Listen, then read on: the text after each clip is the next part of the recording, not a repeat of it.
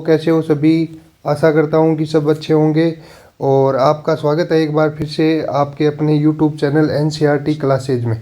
तो आज के इस वीडियो में बात करने वाला हूँ आपके जियोग्राफी सेक्शन से जो भी MCQ आपके एग्ज़ाम में आने वाले हैं उनके बारे में। तो देर ना करते हुए शुरू करते हैं। पहला question, which of one of the following type of resource is iron ore. Iron ore किस तरह का एक रिसोर्स होता है? तो आयरन ओर आप सभी को पता होगा कि नॉन रिन्यूएबल रिसोर्स होता है। Under which of the following type of resource can tidal energy put, यानी किस तरह के रिसोर्स में हम टाइडल एनर्जी को गिनेंगे? तो टाइडल जो एनर्जी है वो क्या होती है आपकी? रिप्लेनिशिबल होती है। क्या होती है दोस्तों? रिप्लेनिशिबल होती है।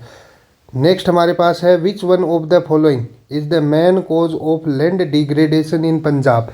तो देखो दोस्तों, पंजाब के अंदर जो लैंड डिग्रेडेशन का मुख्य कारण है वो क्या होगा आपका? ओवर इरिगेशन, यानी अत्यधिक जो सिंचाई है उसके कारण क्या होता है? पंजाब के अंदर जो भूमि का निम्नीकरण हो रहा है, लैंड डिग्रेडेशन हो रहा है। किसके कारण? अत्यधिक सिंचाई के कारण। सिंचाई से मतलब है जो हम खेती में पानी देते हैं उससे।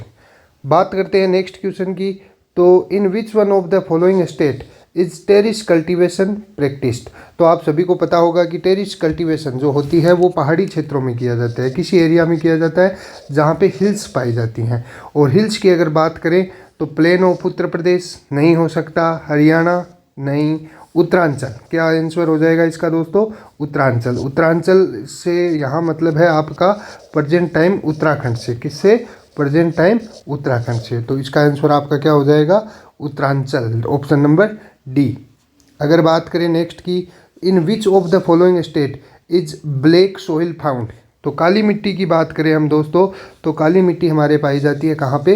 गुजरात के अंदर। कहाँ पे पाई जाती है दोस्तों? गुजरात के अंदर। तो ऑप्शन बी सही हो जाएगा। नेक्स्ट आता है what percentage of our land should be under forest according to the national forest policy 1952। तो इसका जो आंसर है वो क्या हो जाएगा? Option number A 33%। आपको साथ में ये भी ध्यान में रखना है दोस्तों कि जो हमारी नेशनल फॉरेस्ट पॉलिसी आई थी उसका जो ईयर क्या है? तो 1952 हो जाएगा। क्या हो जाएगा? 1952 हो जाएगा। नेक्स्ट की बात की जाए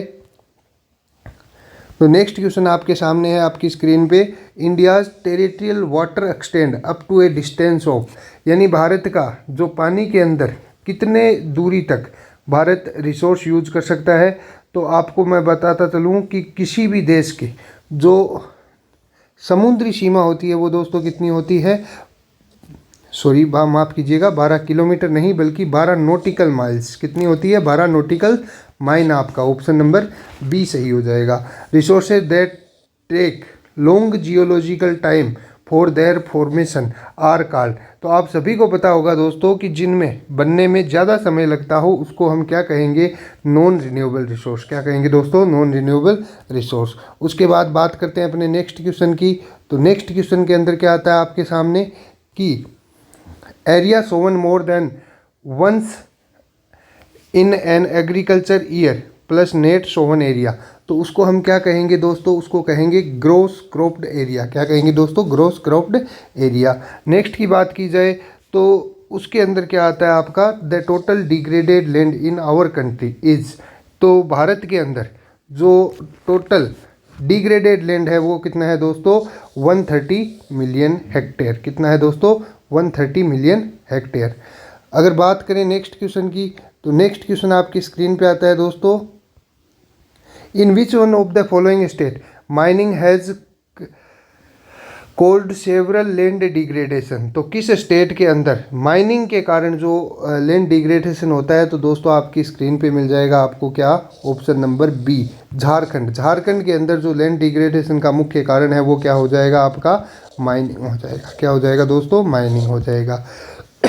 नेक्स्ट की बात की जाए, the main cause of land degradation in Punjab, Haryana and western Uttar Pradesh. तो इसके अंदर क्या हो जाएगा दोस्तों आपका?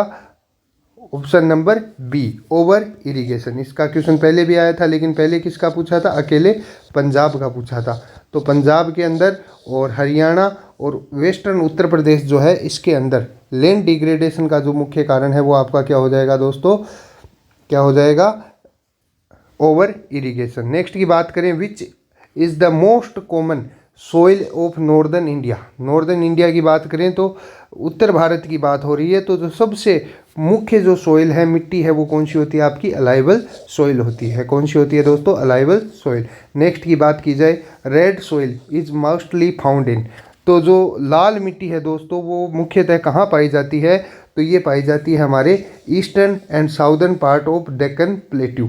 दक्कन प्लेट्यू यानी जो दक्कन का पठार है, उसके किस भाग में पाया जाता है? दक्कन के पठार के पूर्वी और दक्षिणी भाग में ये क्या पाई जाती है? रेड सोइल आपको देखने को मिलती है। फिर जो अगला क्वेश्चन आता है आपका, वो क्या आता है? Red soil is reddish in colour due to. जो लाल मिट्टी होती है दोस्तों, उसका कलर लाल क्यों होता है? तो आपकी ऑप्शन सी में जो है, diffusion of iron in ignition and metamorphic rocks. इसमें क्या मिला होता है भाई? लोह मात्रा होने के कारण इसके अंदर क्या होता है? जो लाल मिट्टी के अंदर लाल कलर आपको मिलता है। नेक्स्ट आपका क्वेश्चन है दोस्तों, विच of the following is not important for soil formation. तो सोइल फॉर्मेशन के लिए क्या है दोस्तों? Duration of day. क्लाइमेट भी चाहिए होता है, साथ में पेरेंट रॉक का नेचर भी चाहिए होता है, रिलीफ भी चाहिए होता है, लेकिन ड्यूरेशन ऑफ डे इसके अंदर कोई जो है वो इम्पोर्टेंस नहीं रखता है। फिर अगर बात करें नेक्स्ट की, black soil is also called. काली मिट्टी को और भी क्या कहा जाता है दोस्तों? तो काली मिट्टी को रेगुर कहा जाता है। क्या दोस्तों? रेगुर कहा जाता है। जो बांगर और खादर आप समझ रहे हो वो नहीं होता। हुमस, हुमस क्या होती है दोस्तों? मिट्टी के अंदर हुमस की मात्रा पाई जाती है। फिर नेक्स्ट क्वेश्चन आता है आपका दोस्तों, black soil are common in. तो ब्लैक सोइल कहाँ पे पाई जाती है आपकी?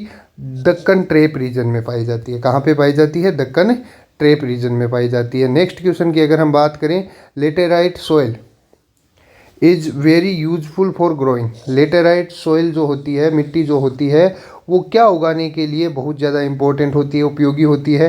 तो अगर हम बात करें इसकी, तो टी, कॉफ़ी और कैस्टर। नेक्स्ट की बात की जाए, black soil is deficient in. Black soil में किस चीज़ की कमी होती है? तो ब्लैक सोइल में फॉस्फोरिक कंटेंट्स की कमी होती है। पोटास भरपूर होता है, मैग्नीशियम होता है, कैल्शियम कार्बोनेट भी पाया जाता है। नेक्स्ट क्वेश्चन की बात की जाए दोस्तों, तो नेक्स्ट क्वेश्चन आता है आपकी स्क्रीन पे, in which of the following soil has self aeration capacity. तो किसके अंदर ये सेल्फ एरेशन कैपेसिटी पाई जाती है दोस्तों? तो अलाइवल में नहीं पाई जाती, रेड सोइल में नहीं, ब्लैक सोइल में ये जो है कैपेसिटी पाई जाती है। Ploughing along the contour lines decelerate the flow of water down the slopes is called. तो आपको पता है दोस्तों कि जो काउंटर में खेती की जाती है उसको हम क्या कहते हैं? काउंटर प्लाविंग कहते हैं। क्या कहते हैं? काउंटर प्लाविंग कहते हैं। नेक्स्ट क्वेश्चन की बात की जाए, आपकी स्क्रीन पे लगा है, विच of the following is not a measure of soil conservation. तो सोइल कंजर्वेशन का कौन सा मेजर नहीं है दोस्तों? स्टीप क्रॉपिंग होती है, टेरिस कल्टीवेशन, और आपके सामने ऑप्शन क्या मिल जाएगा आपको? D, over drying of ground water. Next question आपकी स्क्रीन पे मिलता है आपको, land that is left uncultivated for more than 5 agricultural year is called। तो ऐसी ज़मीन जिसको 5 साल तक, 5 वर्ष तक जिस पे खेती नहीं की जाती, उसको हम क्या कहेंगे? तो कल्चरेबल वेस्ट लैंड कहा जाता है। उसको क्या कहा जाता है दोस्तों? कल्चरेबल वेस्ट लैंड कहा जाता है। तो ये आपके जो chapter first resource and development से जो इम्पोर्टेंट आपके एग्ज़ाम में आने वाले MCQ आपके सामने मैंने पेश कर दिए हैं, इन्हीं में से एक MCQ आपको एग्ज़ाम में 1 नंबर का पक्का मिल जाएगा, क्योंकि इस चैप्टर से आपके एक MCQ आने वाला है। तो आगे भी मैं दूसरे पार्ट में आपको जियोग्राफी से और जिस चैप्टर से आपके MCQ आने वाला होगा, उस चैप्टर से मैं आप इस सारे के सारे MCQ आपको एक बार रिपीट करवा दूंगा। तो अगर आपको मेरी वीडियोस पसंद आ रही हैं तो चैनल को लाइक और सब्सक्राइब करना ना भूलें। Thank you, have a good day. जय हिंद, जय भारत।